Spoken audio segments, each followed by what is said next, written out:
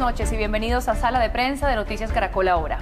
Con el paso de los días y el aumento de los casos de contagio con COVID-19, empiezan a aparecer las primeras alertas por incrementos de visitas de pacientes a las unidades de emergencias en las clínicas y hospitales del país. Y con esto, el fantasma de la saturación de estos espacios, en muchos casos con procedimientos o diagnósticos que no requieren un tratamiento inmediato o prioritario. En Bogotá, por ejemplo, se reportó que algunos servicios de urgencias tuvieron una ocupación de entre el 90 y el 100% los primeros días de este año. Pero ¿cómo saber en qué casos se debe o no asistir a urgencias cuando se está contagiado con COVID-19?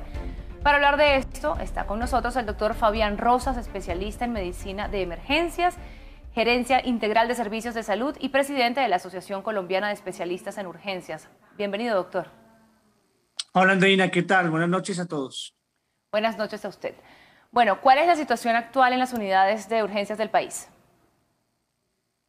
Pues mira, la situación es, haciendo una comparación con años previos, prepandemia, donde veíamos que al final de año pues no había mucha afluencia de volumen de pacientes, y versus lo que estamos viendo en este momento, donde tenemos un incremento del casi 300% del volumen de urgencias comparado con las últimas 2 semanas, y esto secundario a los contagios por COVID, pues por la variante Omicron, que sabemos es una variante que tiene una altísima tasa de contagio.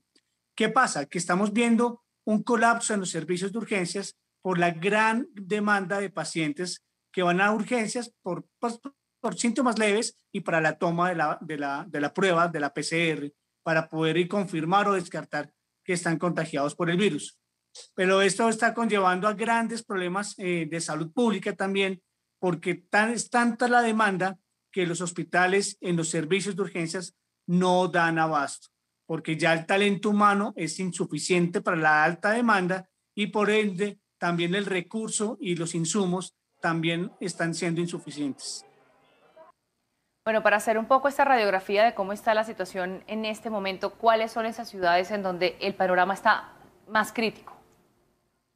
Bueno, ya lo han visto y pues todo pasó y se ha demostrado pues en Cali, después de la feria de Cali, donde la tasa de contagio se disparó y a la vez también el aumento del volumen de consulta en los servicios de urgencias.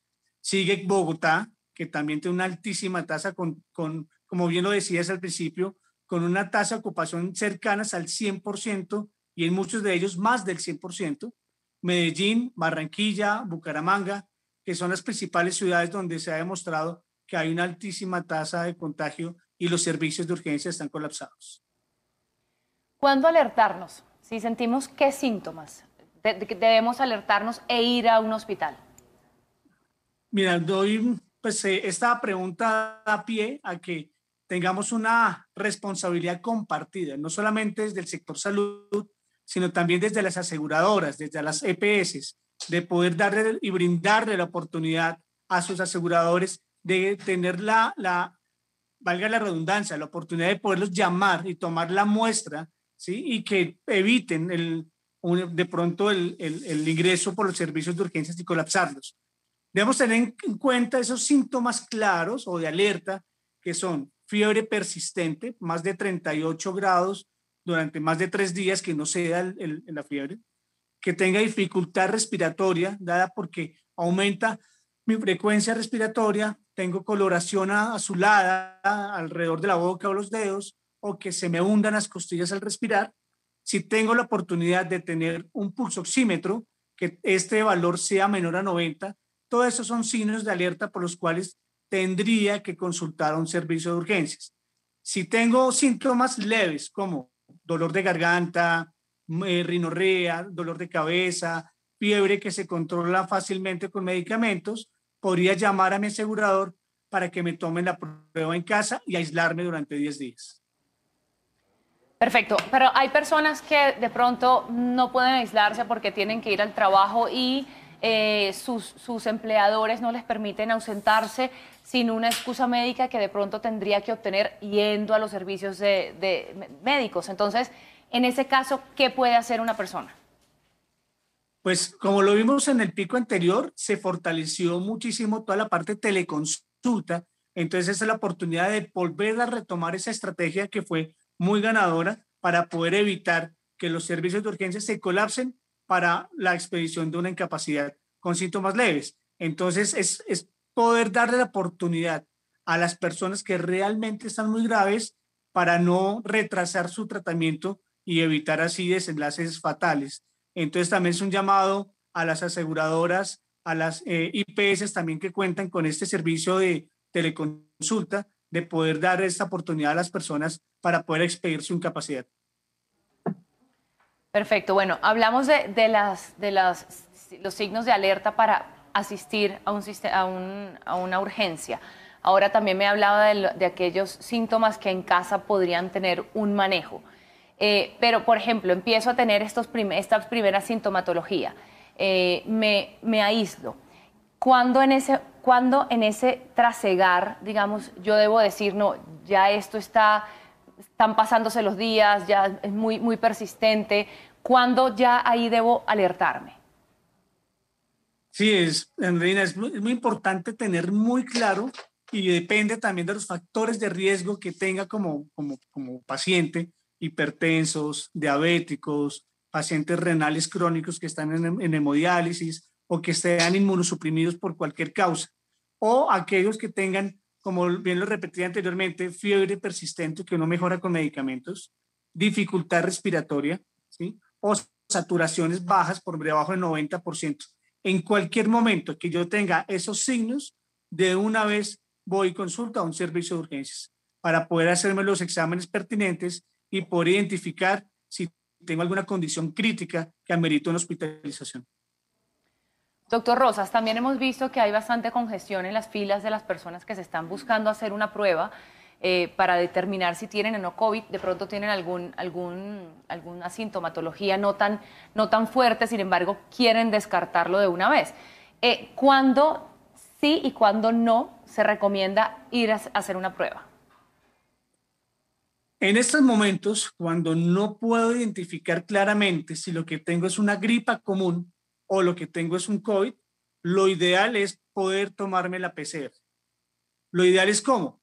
Vuelvo y repito, con las aseguradoras, que necesitamos el apoyo de ellos para que tengan un reporte oportuno de la prueba. Hay otros sitios, en centros comerciales, en otros puntos, donde también podemos tomar la prueba, pero tratar de evitar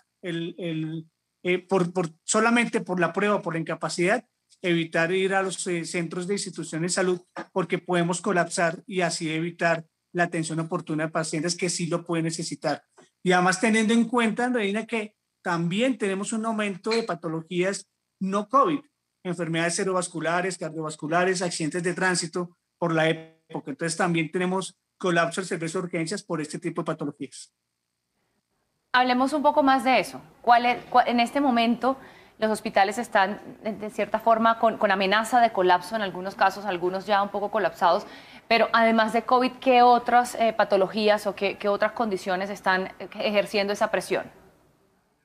Sí, claro, pues por la época hay enfermedades crónicas que se han venido descompensando pues por las festividades de fin de año, como son los pacientes diabéticos. Entonces, la dieta, esas cuestiones hacen que su condición empeore y queden hospitalizados. Infartos, eventos cerebrovasculares, son los llamados ACVs, accidentes de tránsito, violencia. Hemos tenido muchos casos, depende de cada una de las regiones, de lesiones por violencia, que son las principales causas en este momento, y enfermedades gastrointestinales, que son las principales causas en este momento de consulta de urgencias.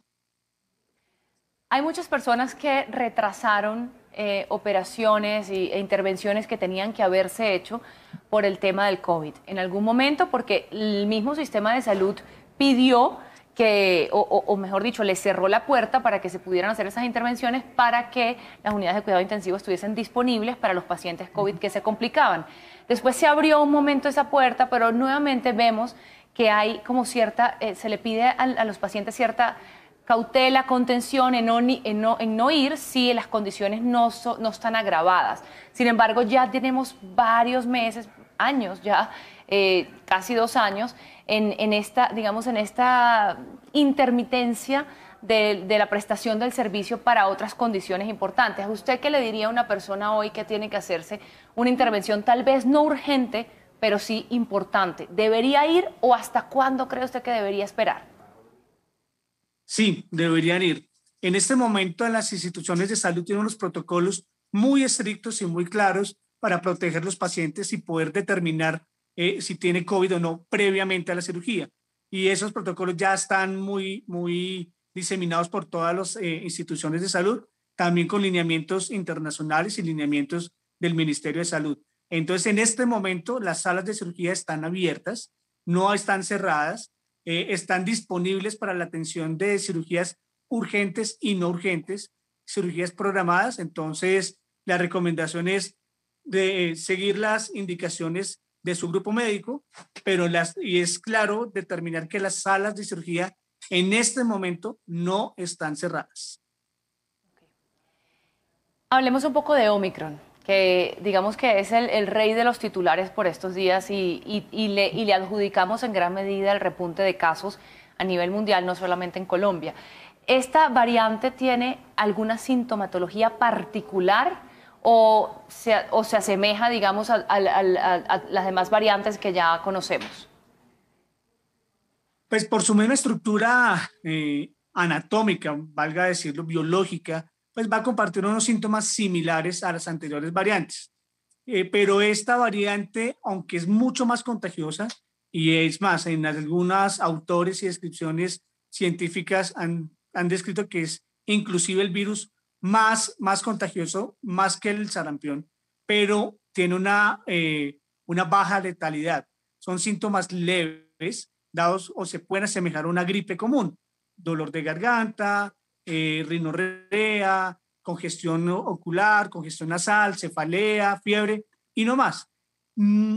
Puede estar compartiendo también otros síntomas con las anteriores variantes, como es la pérdida del olfato y del gusto, pero más hacia síntomas respiratorios altos, que son síntomas leves generalmente. Pero si estamos diciendo que tenemos un repunte y que ya las UCI y las hospitalizaciones, digamos, están otra vez con alguna presión, pero es menos grave Omicron, entonces no es una consecuencia directa de que Omicron se esté volviendo la variante dominante, ¿o sí?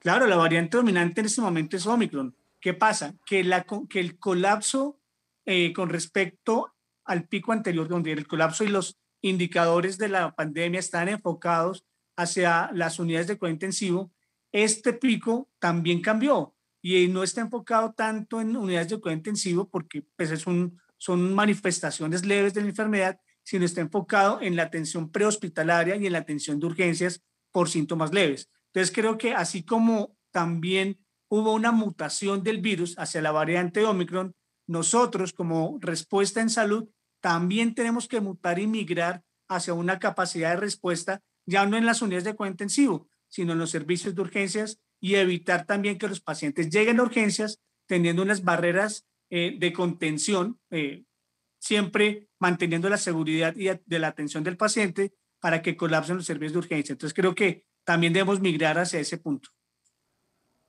¿Van a seguir apareciendo más variantes?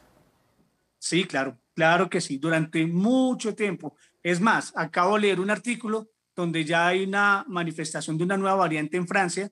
Toca determinar qué características virológicas tiene, pero claro que sí, van a seguir apareciendo variantes. Y esto, digamos, Omicron ahora la vemos muy contagiosa, no tan letal. ¿Podemos decir que todos en algún momento nos vamos a contagiar? Muy probablemente sí. Con esta tasa de virulencia que tiene esta variante, donde es casi 10 veces más contagiosa que la variante Delta, posiblemente en unos 2-3 meses ya la gran mayoría de personas van a estar, tengan o no tengan síntomas, es otra circunstancia, también dependiendo de su capacidad inmune y de su esquema de vacunación, pero posiblemente sí todos vayamos a estar expuestos a esta variante. En ese sentido, ¿Omicron le hace un favor a la humanidad o no?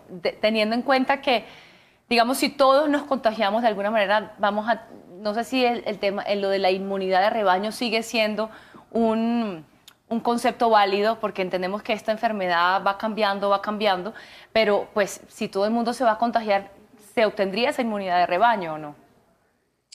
Sí y no, es decir, al estar expuestos al virus vamos a generar un tipo de anticuerpos que es como la respuesta del cuerpo frente al virus. Pero si llega el mismo COVID, pero con una variante diferente, con una cápsula diferente que no lo reconoce el cuerpo, pues no va a servir de mucho que haya estado expuesto anteriormente a otra variante. Entonces, sí me puede ayudar a generar cierto tipo de respuesta de defensa, pero con otro tipo de variante posiblemente las circunstancias sean diferentes. Entonces, no siempre la inmunidad de rebaño, en este caso, pueda ser tan válida esa teoría. Ok. Bueno, ¿cómo debe ser la atención en casa de un paciente con COVID hoy? Ya vemos que esto, como usted bien nos ha dicho, es muy contagioso. Antes las personas se aislaban, ahora tiene que haber alguna precaución especial. Sí, claro, la precaución es tener responsabilidad con el resto de la comunidad, uso permanente del tapabocas, mantener la casa donde estemos, que haya adecuada ventilación, lavado constante de manos, hidratarnos muy bien, porque pues la fiebre produce deshidratación, entonces tomar agua, hidratarnos muy bien, y podría llegar a tener también recomendaciones médicas con el uso de ciertos medicamentos como acetaminofén, otros medicamentos de libre consumo, pero con responsabilidad, dependiendo también de las condiciones clínicas que tenga. Los remedios de casa, como de pronto caldos de pollo, de papa, agua panela con limón, eso podría llegar a calmar cierto tipo de síntomas también, pero hay que ser responsables y tener claro los signos de alerta. Y lo repetimos nuevamente, fiebre permanente por más de 38.3 grados, dificultad para respirar, si tengo la opción de un pulsoxímetro que tenga un valor menor de 90, ¿sí? Si tengo ya mucho malestar físico que de verdad requiere de pronto una atención médica, esos son los sitios, son los signos de alerta por los cuales tendría que consultar a un servicio de urgencias. Bueno, nos ha reiterado el tema del pulsoxímetro, que es además un aparatejo con el que ya nos empezamos a relacionar mucho, ¿no? En muchas de nuestras casas. Pero para aquellos que todavía no han tenido su experiencia con COVID, ¿cómo se usa este aparato y cuál es la importancia de tenerlo en casa? Es un dispositivo médico que ha ayudado a poder identificar rápidamente y tempranamente a aquellos pacientes que requieren oxígeno o que pueden tener una condición grave. ¿Qué quiere decir esto? Es un dispositivo que me lo coloco en el dedo y por medio de una serie de logaritmos y con una luz infrarroja me va a lograr identificar cuál es mi porcentaje de oxígeno en la sangre. Lo normal es por encima de 90. Hay personas que tienen unas condiciones clínicas pulmonares previas que generalmente puede ser un poco más bajo, pero el mensaje para la comunidad es por encima de 90%. Si yo llego a tener menos de ese 90%, 88, 87, muy graves por debajo de 80, eso es una emergencia y toca consultar inmediatamente. ¿Qué quiere decir eso? Que es mi oxigenación, mi concentración de oxígeno en la sangre no es la adecuada y por ende hay unas circunstancias en el cuerpo que pueden estar sufriendo, como el riñón, el corazón, el cerebro. Entonces, es un dispositivo que nos ayuda muchísimo a identificar tempranamente condiciones de riesgo. Doctor, ¿cree usted que en algún momento se puedan llenar y salir de control las urgencias y las UCI o la vacunación no va a permitir que lleguemos allí? La vacunación es nuestra única arma. El tapabocas y elementos de seguridad son contención, pero el arma que tenemos para hacerle frente al COVID es la vacunación. Y la vacunación con esquema completo y en aquellas personas que lo requieren, el booster o el refuerzo como tal. Que si vayamos a tener un colapso o no, en este momento no, pero no sabemos mañana si llega a aparecer una nueva variante que sea igual de contagiosa que Omicron, pero con desenlaces más fatales. No lo sabemos, eso nadie lo sabe.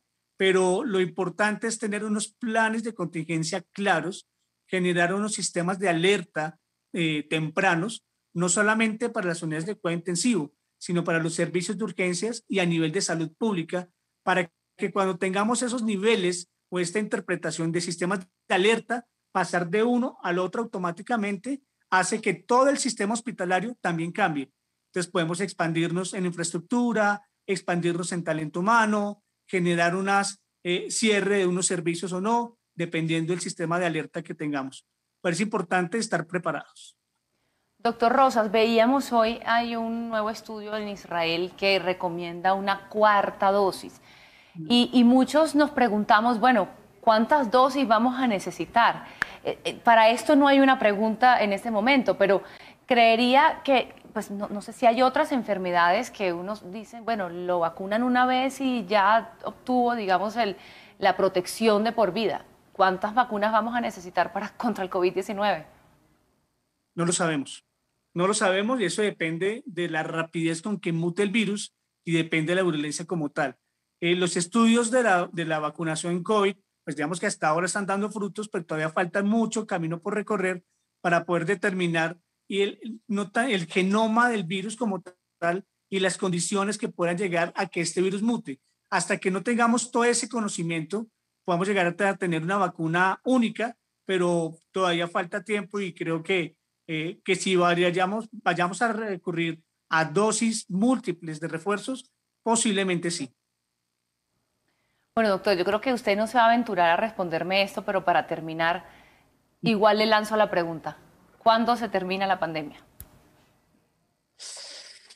No lo sabemos. Creo que la pandemia, el término pandemia como tal, que es como la manifestación global de una enfermedad infectocontagiosa, todavía vamos a estar. Es más, el VIH-Sida fue una pandemia y ahorita es una enfermedad que puede ser controlada. La influenza como tal también fue una pandemia que también es controlada.